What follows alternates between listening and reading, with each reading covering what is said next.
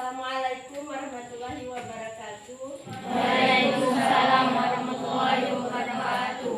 Baiklah, kita berjumpa lagi pada pertemuan hari ini. Untuk itu sebelum memulai pembelajaran, terlebih dahulu seperti biasa, silahkan pimpin doa dulu. Silahkan Depa pimpin doanya. Semuanya siap. Sebelum belajar mulai kita berdoa. Berdoa dimulai. Berdoa selesai. Beri salam kepada ibu guru. Assalamualaikum warahmatullahi wabarakatuh. Waalaikumsalam warahmatullahi wabarakatuh. Selamat pagi anak-anak semua. Pagi. Bagaimana keadaannya hari ini, sehat? Sehat. Alhamdulillah ya. Walaupun kita dalam kondisi masih COVID ya, semoga kita selalu dalam keadaan sehat. Baiklah, ya untuk pembelajaran hari ini kita akan melanjutkan pembelajaran sebelumnya. Ya, minggu lalu kita sudah membahas tentang perbedaan antara makhluk hidup dan benda tak hidup beserta berbagai bendanya. Sudah tahu ya? Tahu. Selanjutnya untuk hari ini kita akan membahas tentang pengelompokan makhluk hidup ya, atau klasifikasi makhluk hidup. Berarti yang dikatakan makhluk hidup berarti kita akan mengelompokkan hewan maupun tumbuhan. Adapun tujuan pembelajaran kita hari ini tentang klasifikasi makhluk hidup itu yang pertama, itu peserta didik dapat melakukan pengamatan terhadap berbagai makhluk hidup di sekitarnya. Ya, berarti di sekitar kalian bisa kalian amati. Kemudian yang kedua, tujuannya peserta didik dapat mengelompokkan makhluk hidup berdasarkan prinsip klasifikasi. Kemudian yang ketiga, menyajikan hasil pengamatan, mengidentifikasi dan mengkomunikasikan hasil observasi. Dari gambar yang telah diamati, ada gambar anak bermain bola dan gambar robot. Dari gambar ini bisa disimpulkan. Ya, baik anak-anak, siapa yang bisa menyimpulkan dari gambar? Ya, Tiwi, silahkan. Kesimpulan dari gambar tersebut adalah anak-anak yang sedang bermain bola memiliki ciri-ciri makhluk hidup seperti bergerak, sedangkan gambar robot tidak memiliki ciri-ciri makhluk hidup. Robot bisa bergerak dengan memiliki batas. Baik, terima kasih Tiwi. Bagus jawabannya. Ya, jadi dari gambar yang diamati dapat disimpulkan bahwa anak-anak yang sedang bermain bola adalah termasuk makhluk hidup, sedangkan robot adalah benda mati. Klasifikasi makhluk hidup itu adalah suatu cara mengelompokkan makhluk hidup berdasarkan persamaan maupun perbedaannya, yang tentunya berdasarkan persamaannya untuk menentukannya dia kelompok mana. Nah, adapun tujuan pengklasifikasian makhluk hidup itu adalah untuk mempermudah, mengenali, membandingkan dan mempelajari makhluk hidup dan memberikan namanya, ya, nama ilmiahnya. Nah, tujuan khusus lainnya yang pertama, mengelompokkan makhluk hidup berdasarkan persamaan dan perbedaan. Itu yang pertama. Kemudian yang kedua apa? Nanda?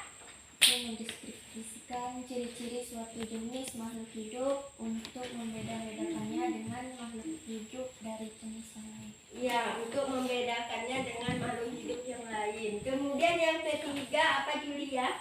Mengetahui hubungan antar makhluk hidup. Ya, yang ketiga mengetahui hubungan kekerabatan antar makhluk hidup, kekeluargaannya antar makhluk hidup, kekerabatannya. Kemudian yang keempat apa, Depa? Memberi nama makhluk hidup yang belum diketahui namanya. Ya, memberi nama makhluk hidup ya yang belum diketahui namanya. Nah, ya, yang pertama, klasifikasi makhluk hidup kita bisa tentukan berdasarkan persamaan dan perbedaan yang dimiliki. Kemudian bagaimana lagi cara mengelompokkannya? Yang kedua, Ija? Klasifikasi makhluk hidup berdasarkan ciri bentuk tubuh, morfologi dan alat dalam tubuh, anatomi. Ya, bisa kita bedakan dengan ciri makhluk hidupnya itu dengan cara menentukan berdasarkan bentuk tubuhnya atau alat dalam tubuhnya. Bentuk tubuh morfologi dan alat dalam tubuh atau anatomi. Yang ketiga, kita bisa mengklasifikasikan makhluk hidup berdasarkan manfaat, ukuran, tempat hidup, dan cara hidupnya. Pak, isinya ada di halaman 44, kegiatan 2.5, cara mengelompokkan tumbuh-tumbuhan. Ya, di situ ada berbagai gambar tumbuhan A sampai I. Ya, di situ ada banyak gambar tumbuhan. Nanti kalian kelompokkan tumbuhannya berdasarkan persamaan ciri-ciri yang dimiliki. Kemudian yang kedua, ya kalian buat nanti berbentuk tabel ya berdasarkan persamaan ciri-ciri yang dimilikinya, kemudian dikerjakan. Sudah selesai?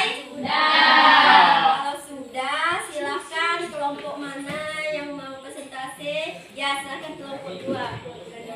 Yang lain diperhatikan ya, kelompok lainnya.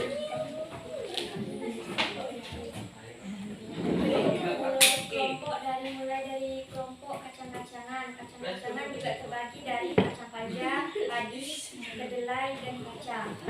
Terus terbagi juga dari kelompok umbian, yaitu ada kentang, singkong, ketela pohon. Terus juga terbagi dari kelompok sayuran, yaitu ada kol, sawi, dan bayam. Juga terbagi dari pohon-pohonan, yaitu pohon cemara. Dan juga terbagi dari bagian bunga, ada melati dan kemboja. Tadi sudah dipresentasikan oleh kelompok 2 ya. Terima kasih kepada kelompok 2.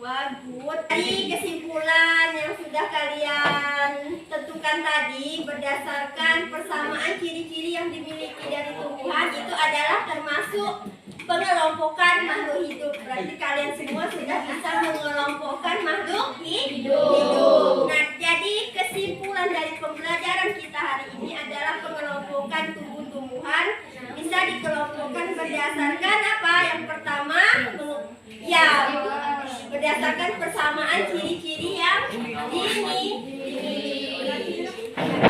Ya, untuk pembelajaran selanjutnya yang akan datang kita akan membahas tentang pengelompokan hewan ya.